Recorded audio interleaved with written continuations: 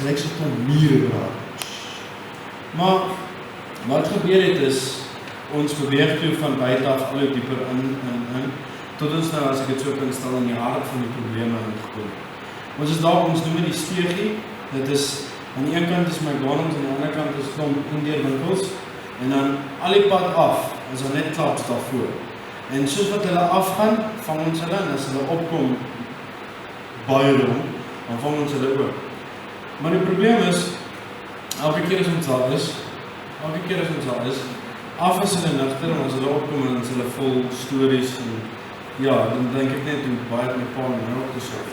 Dan denk ek net, as een mens net, vir hulle die waarheid kan vertaal, en regheid met hulle wees, dan sal dit so baie beter kunnen wees, want, hulle dink, almal is gered en geheilig as ons Stellenbosch kom. As ons met hulle praat, ja, ek so pad hemel toe.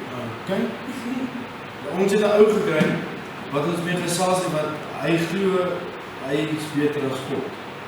Wat onmoontlik is, kom. Maar ons het met hom gesels, en ons kry atheïste daar, ons kry mense wat, even dominees se seuns, en dominees self, wat nou besig is om te studeer, vir dominees, en dit is chaos daar. Maar die hartseer ding is, baie van die mense is Afrikaans daar. Jy kan sien hoe gaan die Afrikaner vol stadig maar sekerlik is hulle besig om die grond te slaan.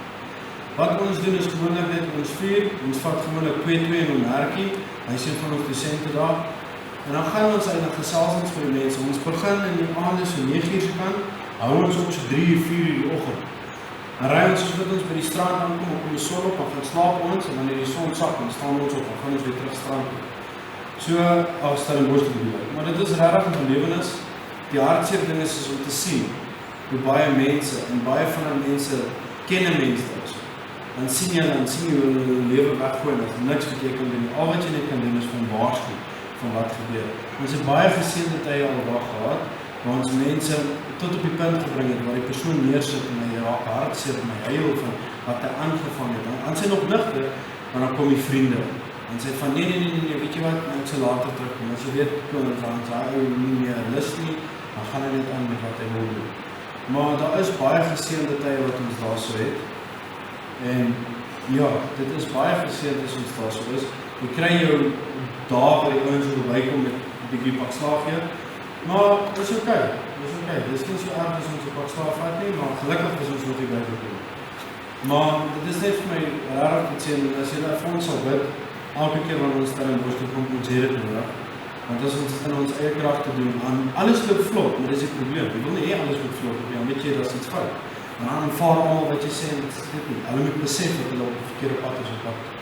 Verderf, baie dankie.